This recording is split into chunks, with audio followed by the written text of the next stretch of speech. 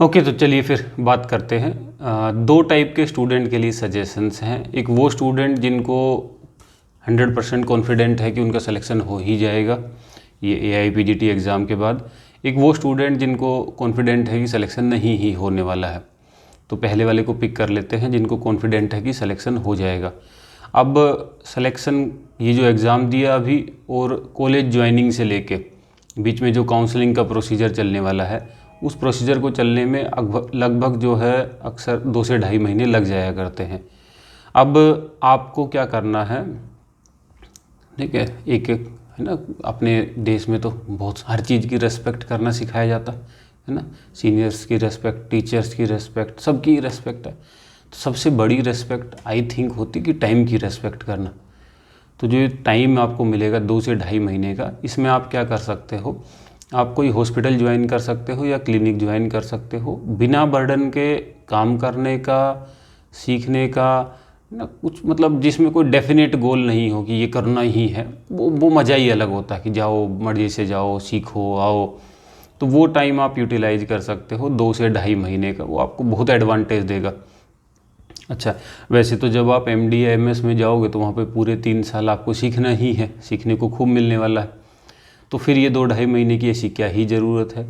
तो ज़रूरत ये है कि जैसे जनरली आपने महसूस किया कि जैसे हम सोए हुए हैं कई बार, तो ना उठने का जब टाइम आता है तो कहते हैं कि यार 5 मिनट और मिल जाती तो अच्छा होता।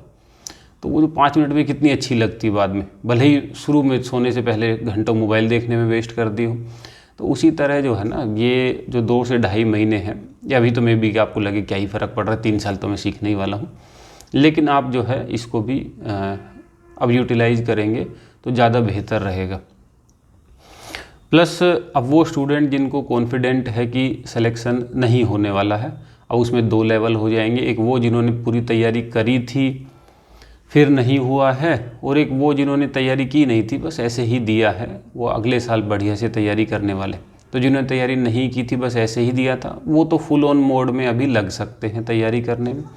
लेकिन जिन्होंने अच्छी खासी मेहनत लगाई थी और फिर नहीं हुआ, उनको जो है फुल ऑन मोड में लगने से पहले क्या करना है, ठीक है, कुछ चीज़ों पे अपने पे काम करना है। जैसे फॉर एग्जांपल मैं इम्पोर्टेंस मानता हूँ हैबिट्स की बहुत ज़्यादा। मेरा ये फर्म बिलीफ है कि you can not decide your future but you can decide your habits, and those habits will decide your future. तो आप हैबिट को रेगुलराइज करने पे काम दो। सबसे पहले आप रेगुलराइज करो स्लीप साइकिल को। वो स्टूडेंट जो फुल टाइम तैयारी करते हैं, या वो स्टूडेंट जिनकी नाइट ड्यूटी है नहीं कहीं पे भी, ठीक है, तो मैं उनमें भी देखता हूँ कि सोने की और उठने की जो हैबिट है ना, वो कांस्टेंट नहीं है। आप उसको रेगुलराइज करिए तो आपको बहुत हेल्प मिलेगी, ठीक है। अराउंड कम से कम 6 घंटे रात में, ठीक है ना। और अगर उसमें आपका काम नहीं चल रहा तो 1-2 घंटे दिन में सोना, इतना मेरे हिसाब से एक एवरेज स्टूडेंट को ज़रूरत है।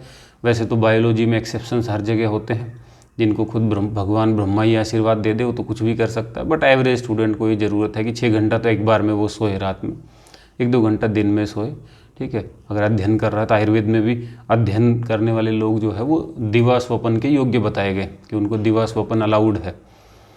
ओके, तो एक तो स्लीप को रेगुलेट करो, उससे ना आपकी पढ़ाई में बहुत इंप्रूवमेंट निकल आएगा। जब आपको पता है कि भाई मेरे को रात को 10 बजे ही सो जाना है, तो आप उसी हिसाब से पढ़ाई भी करते हो। नहीं तो क्या होता है, अक्सर एक स्टूडेंट के माइंड में एक बात चलती है कि अरे अभी तो जो है थोड़ा ये कर लेता हूँ, थोड़ा देर रात में नाइट ही मार दूंगा, नाइट में पूरा पढ़ लूँगा। लेकिन एक फिजियोलॉजी वो कोई 100 मीटर की रेस नहीं है, एक प्रिपरेशन जो है पूरी मैराथन है वो, तो उसमें उतना कामयाबी मिल नहीं पाती है इन केस अगर आप रेगुलराइज नहीं करते हैं। तो जिनकी नाइट ड्यूटीज़ लगती रहती है या कुछ ऐसा, तो फिर वो अलग बात है।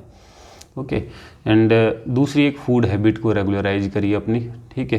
3 टाइम आपको खाना है, ठीक है, और थोड़ा थोड़ा है ना, चीज़ें बहुत है ना, जैसा आयुर्वेद के जो भी रूल है कुक्षी के विभाग करके उस हिसाब से।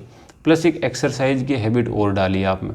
इस बात को वो भी समझ सकते हैं जो अभी सेलेक्ट हो गए, उनको भी काम आएगी। आपने एक नोटिस किया होगा कि बहुत बार क्या होता है, आपने 1 साल का टारगेट बनाया और अभी आप पढ़ने बैठे और पूरा टाइम पढ़े जा रहे हो, एग्ज़ाम के नज़दीक जब 2-3 महीने बचते तो एकदम बैठने का मन ही नहीं कर रहा होता।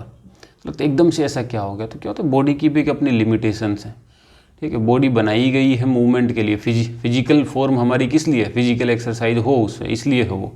तो आप अगर ऐसा करते हैं, मान लो कि कोई एक्सरसाइज कर ही नहीं रहे हैं, तो 5-6 महीने बाद बॉडी को अजीब सी ना उसकी जो कैपेसिटी है वो डिक्रीज़ होने लगती। तो अब बिल्कुल बहुत माइन्यूटली स्टार्ट करके थोड़ी थोड़ी वॉकिंग से, ठीक है, एक सीटअप, एक पुशअप, बहुत थोड़े थोड़े से करके, क्योंकि मेरा तो हमेशा यही माना कि स्टार्ट हमेशा जो है थोड़े से करना चाहिए। जैसे अपने आचार्य चरक ने भी कह रखा है, पादांशिक क्रम विधि का जो है पालन करना चाहिए। चरक के सूत्र 7 में ये बात आती है, क्रमेण अपचिता दोषा, ठीक है, क्रम से सिक्वेंसली जो है हरे गए, अपचित किए गए दोष, क्रमेण उपचिता गुणा, सिक्वेंस से अर्जित किए हुए गुण, क्वालिटीज, संतो यान्ति आपुनर्भव, अप्रकम्प्या भवन्ति, वो अपुनर्भव हो जाते हैं, रिवर्सिबल नहीं होते, इरिवर्सिबल हो जाते हैं। एक बार जो गुण अर्जित कर दिए, धीरे धीरे अगर अर्जित करें तो वो रहते हैं, ठीक है, उनको जल्दी से हिलाया नहीं जा सकता, अप्रकम्प्या भवन्ति ही। तो इसलिए आप हैबिट को इम्प्रूव करिए। मेरा मानना है ऐसा कि एक इंडिविजुअल जो सक्सेसफुल है किसी भी फील्ड में अगर आप मानो, और एक इंडिविजुअल जो सक्सेसफुल नहीं है, अगर सक्सेसफुल वाले इंडिविजुअल जैसी ही हैबिट अगर हम जो सक्सेसफुल नहीं है उसको सिखा दें, तो वो एग्जैक्टली सक्सेसफुल वाले बंदे में ही कन्वर्ट हो जाएगा। तो आप इस टाइम में, क्योंकि एकदम से पढ़ाई उतनी पिकअप नहीं कर पाओगे, ठीक है, थोड़ा रेस्ट तो बनता अगर मेहनत करके तैयारी करी थी तो उसमें आप ये हैबिट डेवलप करने पे ध्यान दो, छोटी छोटी चीज़ों पे। तो ये हैबिट्स आपको बहुत आगे ले जाएगी और आपको एक हैबिचुअल सक्सेसफुल बंदा बना। एक बंदे होते हैं जब फर्स्ट क्लास से लेकर लास्ट तक हर एग्जाम में टॉप ही करे जा रहे हैं, जहाँ जाते हैं वहीं टॉप कर देते हैं, ऐसा क्या बात है भाई? वो क्या इतना हार्ड वर्क करते हैं क्या? ठीक है, उन्होंने वो उनके लिए वर्क हार्ड है नहीं, उन्होंने हैबिट में डेवलप कर लिया उसको। तो वो काम आप कर लीजिए। प्लस अब स्टडी भी एक हैबिट है, ये भी नहीं छूटनी चाहिए। तो ऐसा नहीं कि आप एकदम ही कि चलो अब तो तैयारी बहुत की थी तो अब 1-2 महीना रेस्ट ही करता हूँ तो बिल्कुल ही छोड़ दिया, नहीं, थोड़ा थोड़ा रखिए टच में, थोड़ा सा आयुर्वेद, थोड़ा सा मॉडर्न, थोड़ा सा MCQ, ठीक है। एक MCQ भी सफिशिएंट। अगर नहीं पढ़ने का, मैं तो कहता हूँ अपने स्टूडेंट, जिस दिन नहीं भी पढ़ने का मन कर रहा हो मान लो, ठीक है, तो बुक खोली, एक लाइन ही पढ़ दी आयुर्वेद की, एक लाइन ही पढ़ दी मॉडर्न की, एक MCQ लगा दिया। ये 3 जो नित्य नैमित्तिक कर्म है एक प्रिपरेशन वाले की, ये कर दिया बस। उससे क्या है कि मन के सबकॉन्शियस माइंड में मुझे लगता है कहीं ना कहीं बात रहती कि हाँ ये चीज़ें थी और ये करनी थी।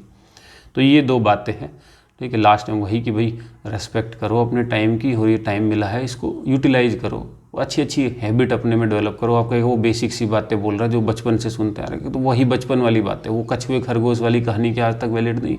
Slow and steady wins the race, ठीक है। So all the best for your future. Thank you.